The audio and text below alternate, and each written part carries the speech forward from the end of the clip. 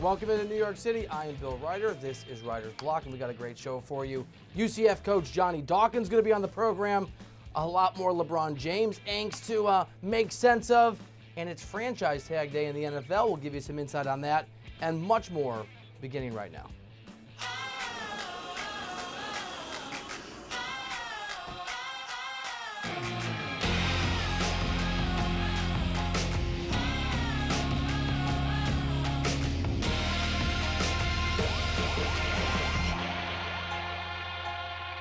It is a solemn day here at Reiter's Block and across America, particularly in Los Angeles, because yesterday, 3/4/19, is the day the Lakers season officially died. It is over, all over but the shouting Lakers.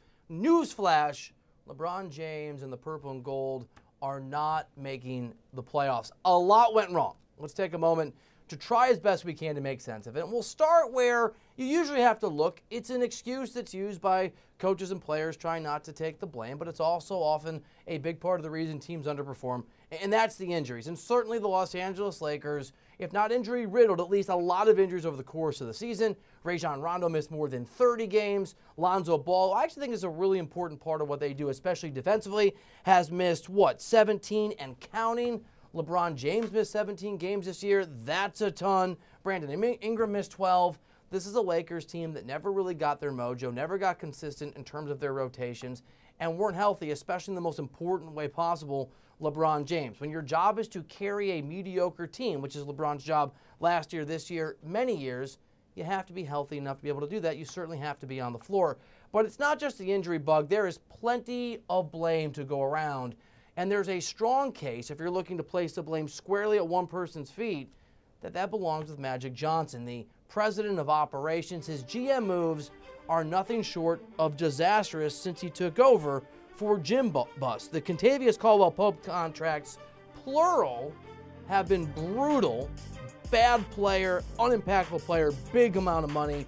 They traded away D'Angelo Russell, and I was in LA at the time. I know, Russell wasn't very popular, but they missed the talent that was going to emerge. Russell, an all-star this year. He's got the Brooklyn Nets, it looks like, in the playoffs. That's no easy task. And think about the guys that came in under Magic, and I'm sure LeBron had something to do with this. Rondo, Lance Stevenson, disaster. Michael Beasley, no thank you. JaVale McGee, okay supporting cast. Magic Johnson undermined Luke Walton, go all the way back to last year, when in fact I reported on this show and on the radio show that Luke Walton was at the mercy of Magic Johnson's desire to get rid of him before Jeannie Buss stepped in and said privately, at least give it a little bit more time. And then there's LeBron. That's the case against Magic. I also want to make the case against LeBron James. His leadership, at a minimum, has been lacking the kind of inspiration, the kind of ability to rally the troops that you need to be able to bring when you need help from the guys around you. LeBron's always been a surly kind of character. It's often been his talent, and it's remarkable, his talent that's led the way, not his approach in the locker room, but it just hasn't worked. LeBron James throwing guys under the bus, LeBron James looking disinterested. If you watched the game last night against the Clippers, there were times where LeBron James took entire defensive possessions off in what was a really important game for LA. They couldn't afford to lose that game. They can't afford to lose any games. And when LeBron is not interested and he's made guys around him not interested, it's not going to work out.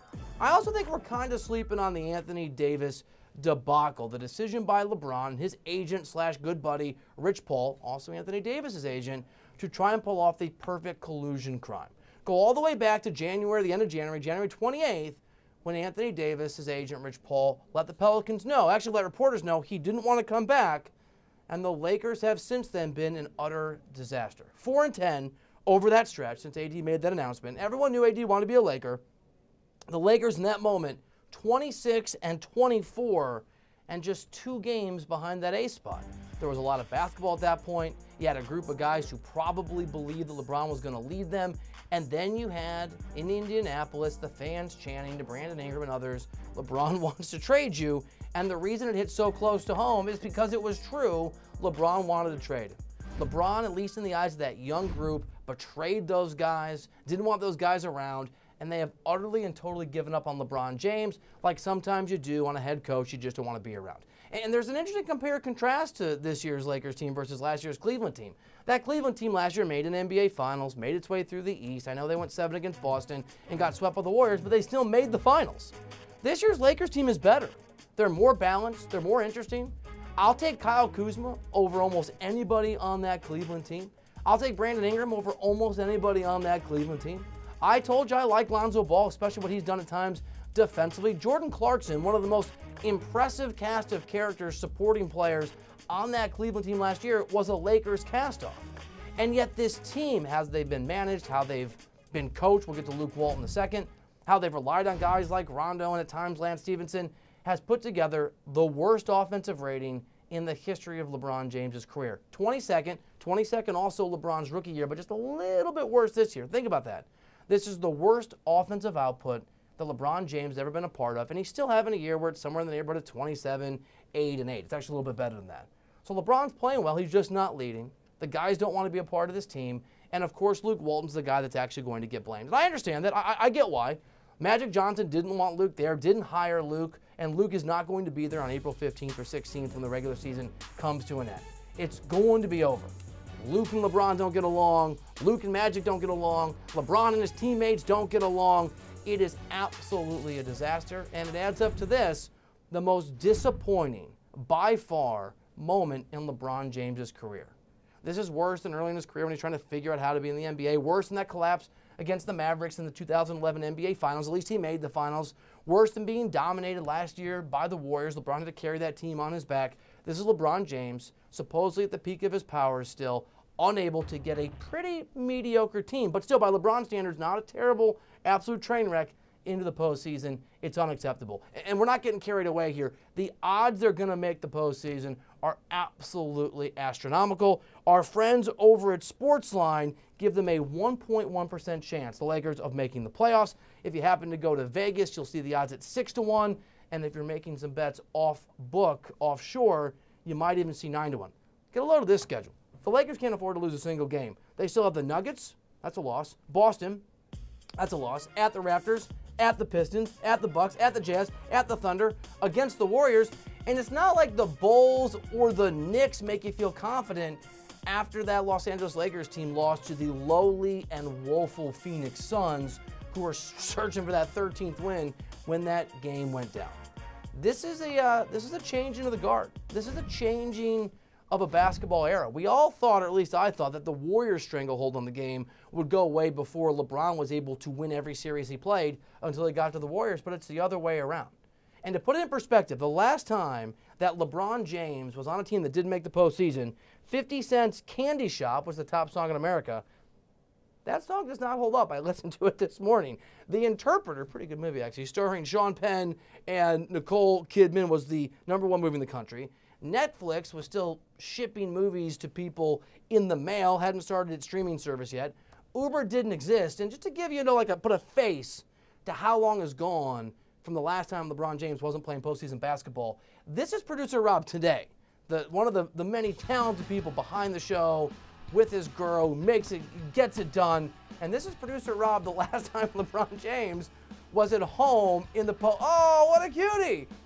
That is a long time ago. And it also gives us a chance to just throw up a childhood photo of producer Rob, which made me laugh and I thought was pretty cool. Is there a solution at hand? I mean, there's going to be a different head coach, and it won't necessarily matter because LeBron won't bring in some remarkable basketball genius who's going to find a way to get it done. It's going to be a LeBron sycophant. Okay, that's the way it goes. See Ty Lue in Cleveland at the end. Is Kawhi Leonard coming? Maybe. Possibly. But if Toronto makes a deep run, it certainly seems unlikely. Paul George gave us the opportunity to recalibrate our expectations for who will and won't go play in Los Angeles with LeBron. Are the Lakers going to be able to pull off an Anthony Davis trade? Seems unlikely, especially when Boston gets into the mix on July 1st. So it's not just a remarkable moment in the sense that LeBron's not in the postseason anymore in the NBA. It may be a sea change in the power structure in the NBA. The days in which LeBron's presence, his so-called leadership, his ability to attract talent, whatever it is, the LeBron James effect automatically added up to some level of real success, it may have ended last night with the Lakers season in that loss to the Clippers. We're going to talk a little college basketball. I'm really excited about this. UCF head coach, former All-American, Naismith Player of the Year, great basketball player in his day, and a really successful coach. Johnny Dawkins is going to join me on the show, and then we'll go inside the numbers on the NFL's franchise tag deadline that has come and gone. All that coming up here on Reiter's Block in just a minute.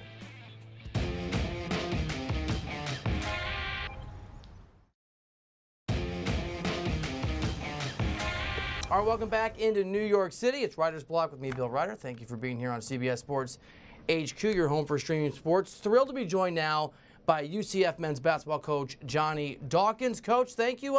Thanks for making time during a busy time for you and your program. Not a problem. It's exciting. It is exciting. 22-6, had a great season, and you folks are poised, hopefully, to be a part of March Madness, the NCAA tournament. Can you give us a sense of, having come into UCF, what you and your staff has done to infuse this program with the confidence we've seen on the floor quite a bit this season? Well, I think it starts with belief. We really believed in our guys. I think they believed in us. From day one, I could see it when I had my first team meeting. There was a sense of purpose in that room, especially from the guys who are seniors right now. And it's something that you can see it in their eyes. You can see it with Matt Williams the year before that. And these guys have really kind of materialized. They figured out what they need to do to be successful, and they've worked towards it. All right, so the last time that UCF made the tournament, I believe 2005, and all 4 times of the program has competed in March in that tournament, in the NCAA tournament. It was by winning the conference tournament. This year, you're ranked 25th. I think Ken Pom has you in the 36 range. You've got some really big wins. I know there's still basketball, coach, to be played, a couple big games coming up before you finish out the regular season. But just right now, what's the case you'd make to the committee, to folks maybe who haven't paid attention to UCF, while at least at this stage you belong in the tournament? Well, I mean, like I said, that's going to be for other people to decide. But for us, I think we could be a strong tournament team from the standpoint that we have experience and we have depth. We have some really talented pieces, and we have some unique pieces, starting with the most unique player in college basketball, in Taco Fall. I mean, who doesn't want to see him on a stage like that at 7'6", 300 pounds? He's mobile. He has a presence on the both offensive and defensive end. And then we have really talented guards, in our lead guard, who is one of our Player of the Year candidates. He's in the running for that, B.J. Taylor, who has a great story. He stayed here to play at UCF because he wanted to do something special for his hometown team. He wanted to leave his legacy here. And what a great story he has. And then, of course, my son, who's playing with us for the first year, and that he's eligible to play. And he brings a lot of talent. His versatility, his athleticism, his ability to shoot the ball at that size is also something that I would think would be exciting for someone in a tournament type of an atmosphere. You've had an incredible career. You played pickup basketball with Michael Jordan. You were a top 10 pick in the NBA. You played at Duke. You've coached a team, I think, if memory serves, the Sweet 16. But what does it rank? What's the experience been like to be able to be a head coach of your son at this level? It ranks right up there with any of those accomplishments. Having a chance to work with your son every day. It's ironic you say that. I was on the phone with Steve Alford, used to be the former head coach at UCLA last night, and we were talking about just how nice it is to coach our sons, because he's one of the guys that gave me advice to do it. Because I had never coached my son. I had only worked with him on his skill development. And he really encouraged me to do it if I had an opportunity to. And so when the opportunity arose, I took that, took it and ran with it. And it's been great, not only the playing basketball portion, but just to have him around at home from time to time, pop over for a meal and get a chance to talk. You kind of get back some of those years you lose with the normal student who leaves and goes off to college that you parent. So it's been very special for my wife and myself. I know it's not the same thing, but I remember being in Little League. My dad was my manager, and man, he was harder on me than the other guys. Is that part of the approach? Are you harder on him than the rest of the guys in that locker room? Definitely so. I wouldn't deny that. I definitely hold him to a standard probably as higher than everyone else's. But that's a good thing, and our players see that, and I think there's a healthy respect for that, because they know that, hey, you know what? When they see me having to get on him about something, they're realizing that, hey, he could be, on me for something very similar to that. And I think it's kind of helped them grow in some other areas too on the basketball court. So absolutely, he'll be the first to tell you that I'm hard on him. But, he's done great. He's adjusted to, being part of this team. He's a great teammate, and he's a hard worker. So all those things I think has helped, our team and helped him to develop. Coach, this time of year, college basketball is entirely viewed through the prism of the tournament, and it's a zero-sum game. We all know that. You look no further than the last 4 in, the last 4 out. Somebody's got to lose for somebody else to win. And you're familiar, obviously, with the Pac-12. You referenced Coach Alford at UCLA until not that long ago. Having a down year. Are folks in your conference and other conferences like yours not a so-called Power 5? Your conference in particular has some really good basketball teams. Do you sort of enjoy or appreciate the fact that when a conference like the Pac-12 is down, it creates other opportunities for deserving schools, hopefully like yourself? Well, I really don't pay attention to all those things. All I pay attention to every year is just winning. I'm very big on just taking care of, the teams that we have to compete against. That's going to, develop our resume, and hopefully at the end, we'll see where we stand. So I really never watch any conferences. Like I hear terminologies thrown around, like what you just mentioned there, Power 5. I really don't even know what that means, to be quite frank. In our sport, man, they have very good players and they're very good coaches, at every level. And so to kind of separate guys because of this school or that, Power 5 or Power 6, I'm a believer in just, you have good talent and you have good coaches everywhere. And I think that's what showed. If you look at the last several years in the NCAA tournament, I mean, these great teams have come from everywhere, and so I think it does a disservice for those teams to say, well, these teams are more elite than these other schools over here. Like I said, I'm just not a firm believer in that. I think, especially when you're talking basketball, this isn't football where some kind of physicality and overall size can dominate. In basketball, there's a lot of parity. You exclude probably 15, 20 guys across this nation. Everyone else is pretty good. They can compete with each other, fairly well. So that terminology I kind of, disagree with. And I don't want to see any conference really down for another conference to be up. I think we all can have success in this game of basketball. And right now, of course, our conference is playing very well. But it's been playing very well every year I've been in it. It's been very competitive.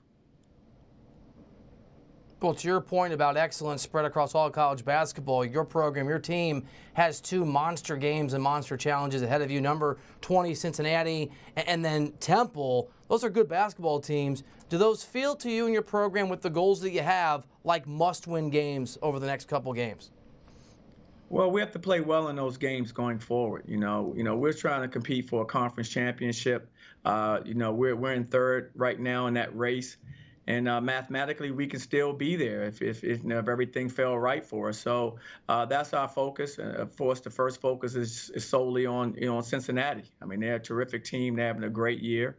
And we have to throw all our efforts and energies into preparing for them. And then we'll move forward to the game behind that, which is our last game, which will be Temple. But right now, that's what we want to compete for. Our guys are focused on that, and hopefully we stay that way.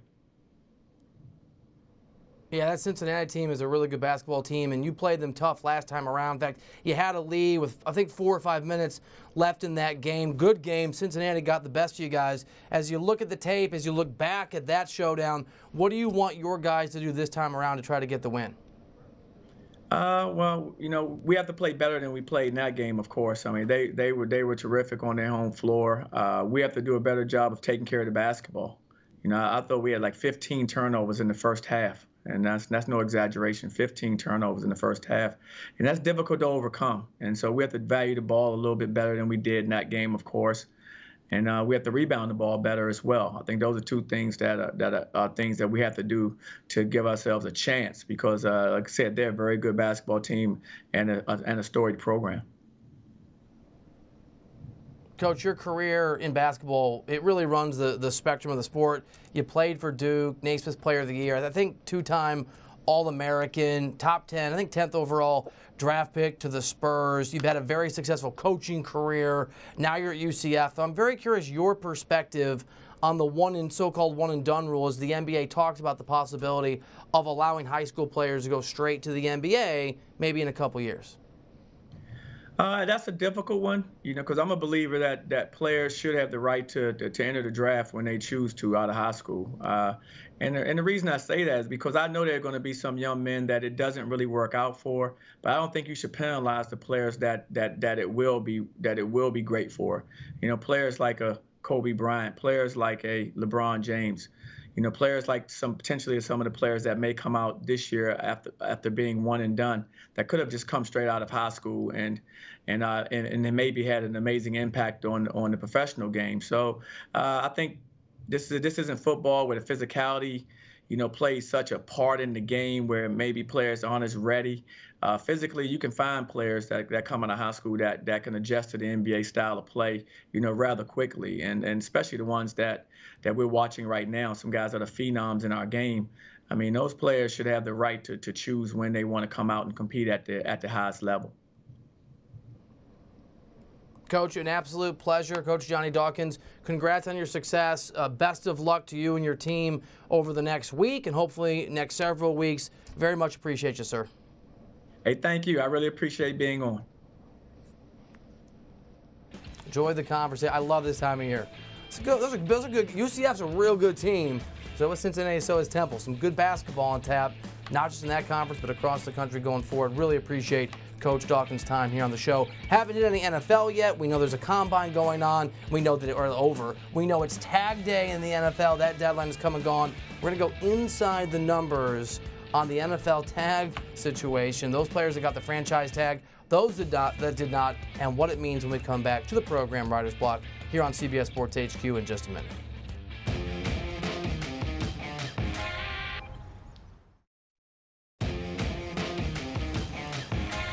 All right, welcome back into the show. Bill Reiter with you. The franchise tag deadline has come and gone in the NFL. We're going to go inside the numbers on some of the more interesting moments from the day, some of the bigger news. We start the numbers 150, as in Le'Veon Bell, who will be a free agent because he was not tagged by the Steelers as expected, is the first player in NFL history to average 100 rushing yards and 50 receiving yards per game.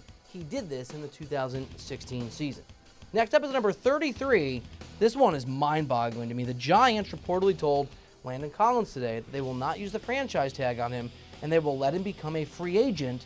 The Giants selected the three-time Pro Bowler and first-team All-Pro safety with the first pick of the second round 4 years ago.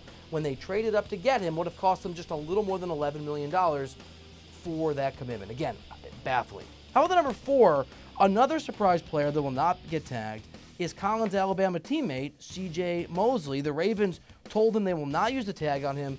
He had been the second-team All-Pro 4 out of his 5 seasons in the league. Also a bit of a shocker. How about the number 6? After a big year paired J.J. Watt on the Texans defensive line, Houston has placed the franchise tag on that second part of that tandem to Jadeveon Clowney over the past 45 drafts. Clowney is one of 6 defensive ends to be selected with the number 1 overall pick in the draft. Myles Garrett is the most recent. Clowney strikes me. Good couple seasons, last couple years, 9.5 sack range. Probably going to play better when it's a contract year, which obviously it is when you're coming off the franchise tag. Number 4 is next up. Jerry Jones put the tag on his star defensive end, DeMarcus Lawrence. Since 2005, Lawrence is one of 4 defensive ends the Cowboys have drafted in the first 2 rounds. Taco Charlton in 2017, Randy Gregory in 15, Lawrence in 15, and DeMarcus Ware all the way back in 2005. And finally, the Kansas City Chiefs also placed the tag on their star defensive end, Dee Ford, yet their plan reportedly is to trade him last season. Ford had a career-high 13 sacks. That is only 8 sacks less of his combined total from his first 4 years in the league. Bizarre day, and a day of a lot of sort of head-scratchers. The Giants' decision-making, as always, one of the most confusing. We're going to do something now that's called the Big Man Award. Anthony Moormile, who hired me here at CBS Sports and was a huge influence in a lot of our lives, passed away several years ago, much too young. He was larger than life. He made a huge difference in the lives of people lucky enough to have known him, including me. And this is an award that we give to folks who use sports to make a difference. And that happened yesterday with Dwayne Wade, a really cool moment with Kevin Herter when on his farewell tour, well, this happened.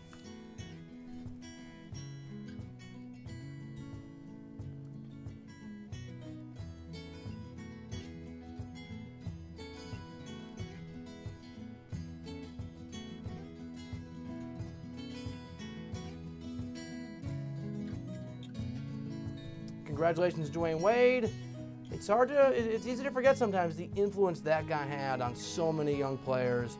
I don't like the farewell tours usually, but I thought it was a really cool moment, a really neat moment, and a humble moment. Also, a special shout out to producer Rob's mother, who went through a whole bunch of family photos this morning to find us the perfect photo of producer Rob when he was 10 years old when LeBron James had last failed to make the postseason. thanks to her, and thank you for hanging out here on Writer's Block. We appreciate you. We love doing the show. We're back tomorrow at 5 Eastern, 2 Pacific. Hope you're here with us. We're going to throw to the guys in Fort Lauderdale to get you caught up. Remember, Sportsline with Eric Casillas coming up 30 minutes from now.